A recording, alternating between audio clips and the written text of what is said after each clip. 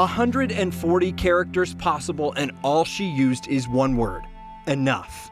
Karen Teeves has certainly had enough. She lost her son Alex to a shooter in a theater in Aurora. We all have had enough. Enough seeing video like this on the news.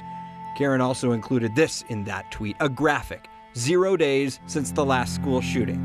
The shooting in a South Carolina primary school today left 2 children and a teacher wounded. Thankfully, it sounds like they will survive. But their story is sure to spark a conversation in this country just as familiar as that headline. A conversation about guns. One that is often driven by emotion rather than information. Tonight, we are going to have a conversation about guns driven simply by the facts. I'm Steve Steger in for Kyle Clark. This is Next. Before we have that discussion, let's talk about politics and passion.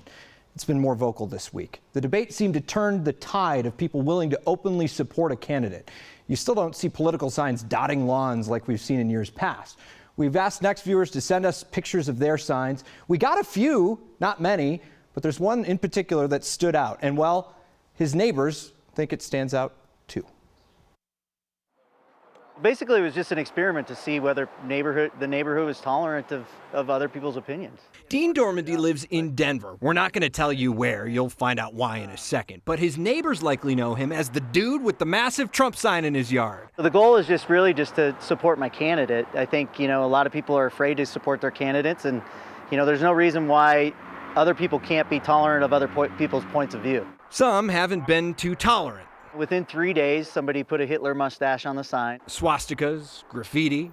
I've spray painted all the wood with a 1200-degree fire retardant just to ensure that if somebody does try to light it on fire, it's not going to go on fire.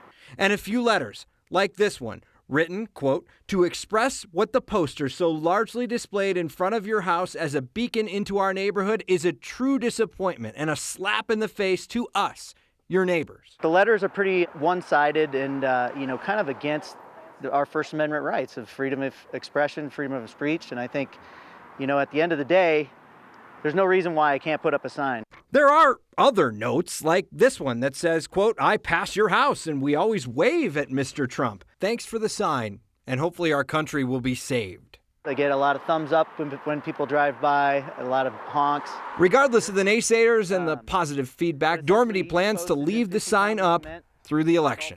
You may think he stands for something that he doesn't stand for, but, I believe he's the right candidate for the job. Again, if you have political signs, we want to see them. Send them to us next@9news.com or use the hashtag #HeyNext. Well, usually comeback stories are all about the team. This one is about the coach. Today, Wayne Voorhees was finally able to get back to what he loves most, coaching football for Legacy High School.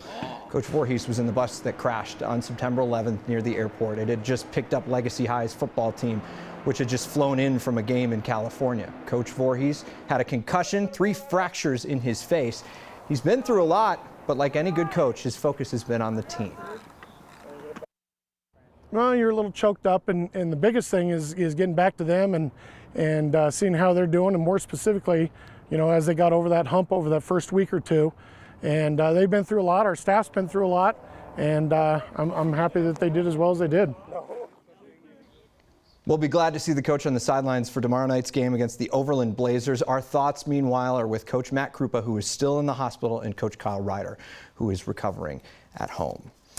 On the professional football field, he's the AFC Offensive Player of the Week. He is Trevor Siemian, a name Broncos fans have just learned in a big way. Broncos insider Mike Kliss says national football fans are learning his name too. I think the nation is now starting to zero in on Trevor Siemian.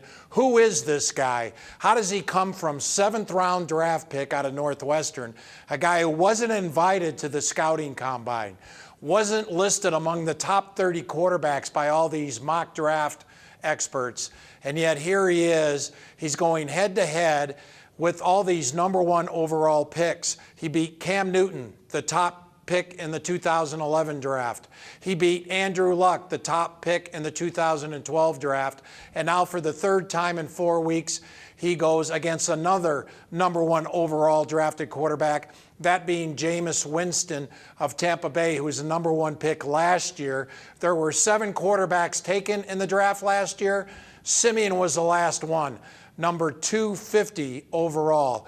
And yet Siemian's the one who kind of set a NFL record last week. First road game, 4 touchdowns, 0 interceptions, 312 yards. The guy's been a phenomenal story so far. Our awesome sports staff got Trevor to sit down on the huddle tonight. That's what we in the biz like to call an awesome get. The huddle's on right after next. Well, sports cartoonist Drew Litton made an amazing cartoon of Siemian this past weekend when he shredded the Bengals. We sat down today because I'm a dork and I'm fascinated about where he gets his inspiration and how he gets his comics done so quickly. More of that nerding out later in Next. But of course, we talk Trevor. What do you draw with Trevor Siemian today after we find out he's AFC Player of the Week? What would I draw about it? Just the fact that, what a surprise. 7th round draft pick. And he's just, he's doing amazing things. He throws the tightest spiral I think I've ever seen anybody throw. Imagine if the pollution got so bad around Colorado that you could only see a little bit of the mountains. That would be the worst. A different kind of pollution is beginning to be a problem in Fort Collins. Light pollution, which basically means the lights we use are drowning out the stars. It's a problem for stargazers in all cities. To give you an idea of the situation, we can see a few hundred stars on a good night in Fort Collins. Compare that to somewhere like Black Canyon of the Gunnison, really in the middle of nowhere. You could see thousands of stars there. The city isn't trying to push any new laws through right at this minute, but there is a team looking at how the city and how businesses use light. Astronomers like Andy Caldwell say seeing those stars is so important to us as humans.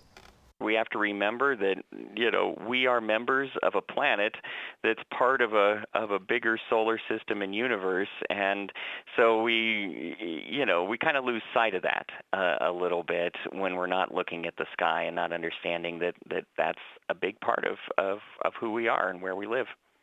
Those who know me know I trust anyone who takes a picture with R2-D2. The city's team is going slowly try to implement some building codes and change their own lights. They're also working with law enforcement to figure out which lights are safe to get rid of. Part of the reason for the plan, more people are moving to Fort Collins. Imagine that one. You can't take your luggage with you, and you probably would need to take several breaks in between, but you can now bike from DIA to Glenwood Springs and never touch the highway. The last portion of the I-70 bike path opened today, linking Genesee Park Interchange to Evergreen Parkway. Up until now, cyclists traveling the 150-mile stretch had to share the right shoulder of the interstate with cars whizzing by on their way up to the mountains. Now they'll be able to use that trail that repurposes old highways and frontage roads to form one long route. It's getting used already. My wife and I live right in the neighborhood and have already been test riding it and are very pleased with the results. It gives us a nice, safe, pleasant ride. In case you're wondering, we checked Google Maps. It says it would take 21 hours to ride from DIA to Glenwood Springs using the current route, which includes all that riding on the side of I-70, which sounds dangerous. The Colorado Department of Transportation designed the $2.4 million section of the trail, which took about a year to complete. Well, we always hear people say we need to leave a better world for our kids. This is a story of kids making a better world for us, thanks to a big investment from a Denver nonprofit. They showed their work to Nelson Garcia. It's a cannibal, guys! All around Denver, something is growing. And it includes the Greenleaf Community Garden and students like Jesus Buhanda. These were just like a couple seeds and it turned into a whole bed full of beans. His group is one of 10 groups of students from around the metro area, rewarded by a nonprofit, the Rose Community Foundation, and its project Innovate for Good. They all empower youth to really understand their skills and abilities and use them to help make their community, their neighborhood a better place. What they're trying to grow is more than just food. The foundation is trying to grow social change through efforts like Greenleaf. We just want a grant, and so with that money we're going to give gardens into people's houses and teach them how to use it and grow healthy food that they could hopefully live off of. Jesus wants to teach low-income families in Northeast Denver how to save money and body. They'd be going out of their way to get something that's unhealthy for them when they could just go to their backyard. Greenleaf received $30,000 out of a total of $250,000 in grant money, distributed amongst all the student groups. Giving them both financial support, but also some tools and some training to help them make their projects happen. Greenleaf, we're a nonprofit youth. Jesus believes what helped his team win We make sure none of our produce is dead. was his rap. We got squash, tomatoes, melons, potatoes, and you better believe that we are Greenleaf. Ideas to make change, growing in the minds of kids, paid for by adults who believe. I think it's gonna work. In Denver, Nelson Garcia, 9 News. I couldn't rap like that. The other winners are helping senior citizens and teaching refugees how to become community interpreters. Let's talk about guns in the United States. And we're going to talk about guns in a way that you've never seen on 9 News. It is a completely animated story with a lot of facts.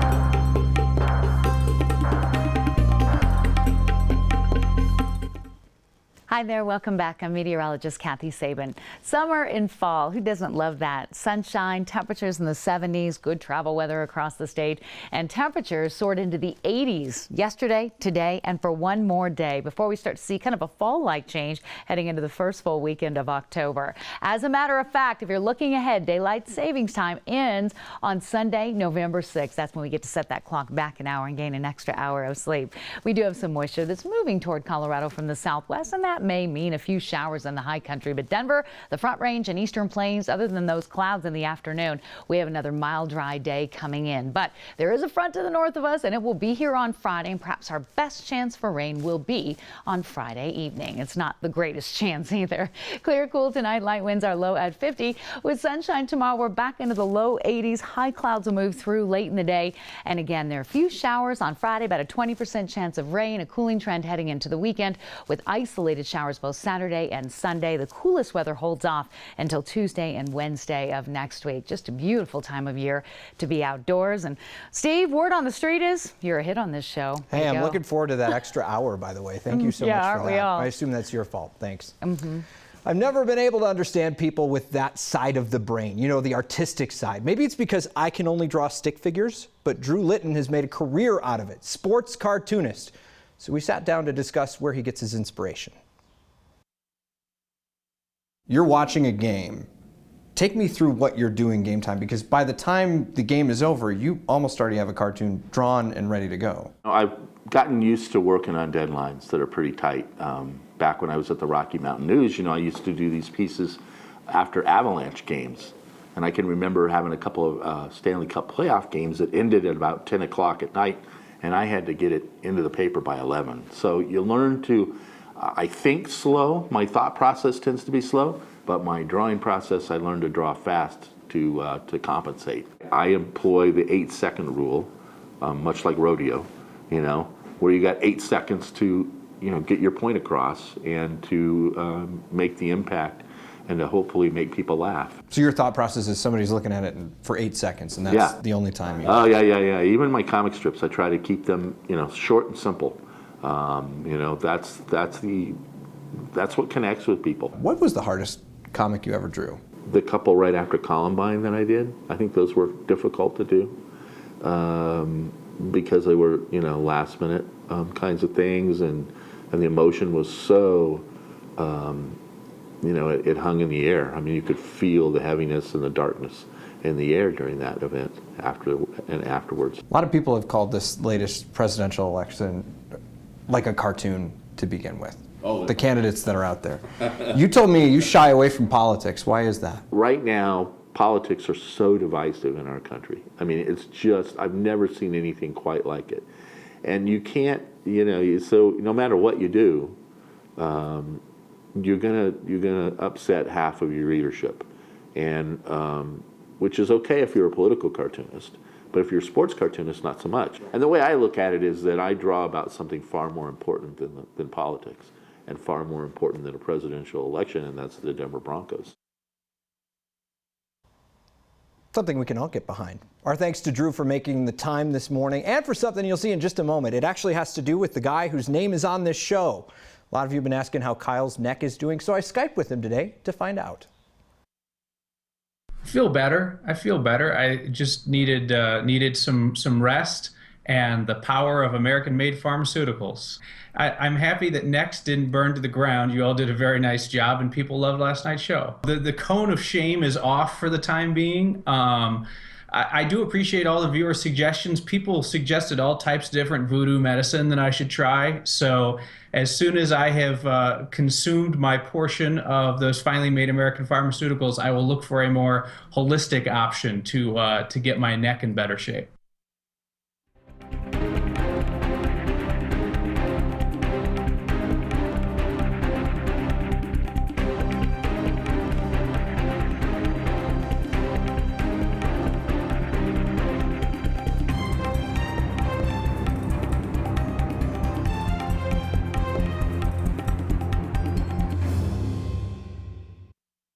Let's have a conversation about guns. Let's talk about something that makes us a little uncomfortable. Not the same kind of conversation that we've had over and over and over and over again. Let's talk in a way that's not dictated by emotion, but a different kind of conversation. Detail-oriented, fact-driven conversation. Facts are something that we need a little bit more of. The facts don't change. That's why we decided to put this video together. Only by knowing the statistics, only by knowing the data, will we truly know how to deal with this problem. In a land of apple pie and baseball, there may be nothing more American than the good old American gun. In a country of 325 million, there are now enough guns to equip every man, every woman, every infant, and even a few dogs with one. And we keep buying. Last year, for example, in one state, Coloradans bought enough guns to give a gun to every Broncos fan at Mile High Stadium, even if that Mile High Stadium held 4.5 times more people than it does now, 342,000 seats to be precise. And while most of those guns will never be used in a crime, far too often some will be. In 2014, 10,945 people lost their lives in America on the wrong end of a gun. That's 30 people a day. Count suicides, which outnumbered homicides 2-to-1, and that year 90 Americans a day became part of a troubling statistic. We're so used to it, we barely notice milestones like this one. Most of us know 49 people died in a nightclub in Orlando in June. But how many of us know it took only 42 more hours for 49 more people to die as a result of gun homicides? The 49th victim after Orlando, a mother of 3 in Austin, Texas. So what to do? Some worry about so-called assault weapons, semi-automatic rifles mostly. Even if you stop selling them tomorrow and confiscated all rifles the next day, you'd only be getting rid of a weapon used in 3 to 4% of all gun homicides. Clubs and hammers kill more people every year in the U.S. than the big bad assault rifle. Also keep in mind, while 24-hour news networks make it seem like we've become a much more violent country, technically the homicide rate peaked the first year of Bill Clinton's presidency in 1993. Back then, there were at least 100 million less guns than there are now. Some suggest we need more laws, close the so-called gun show loophole, or limit magazine sizes, or bring back the assault weapons ban. Whether you agree with that or not one of those laws will put much of a dent in this fact. Every 2 weeks in the U.S., criminals murder 400 people with guns. 2 weeks, 400. That's generally the amount of people murdered by guns every year. In Portugal, the UK, Spain, France, Germany, and Australia combined. And don't forget, even if the U.S. banned all gun sales tomorrow, we'd still have more than 300 million guns. Enough for you, me, and everyone else. Even a few left over for your dog. And if you don't believe us, at least you should try to believe them. Or them. Or them. Or them.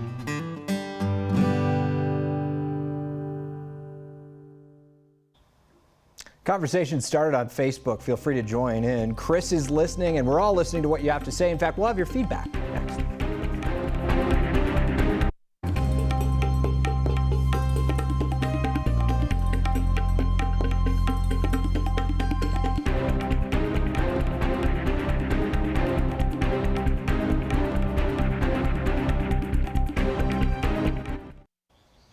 Some of your feedback on the show tonight. Jody says Kyle's eyebrows in the cartoon just scream sarcasm. What is my whoosh scream? I'm trying to figure out what that one is. Miss you, Kyle. Steve's doing a good job for you, though, but come back. That's from Martha. Martha, thanks so much. I appreciate it. I'll show this to my boss. Get well soon. Just tuned in. Shortly exclaimed, where the... I don't know if I can say the H word on TV, is Kyle, but he'll be back soon. And finally, my favorite one, Odell IPA and Advil, or skip the Advil. That's a remedy for Kyle, but I might take him up on that next time.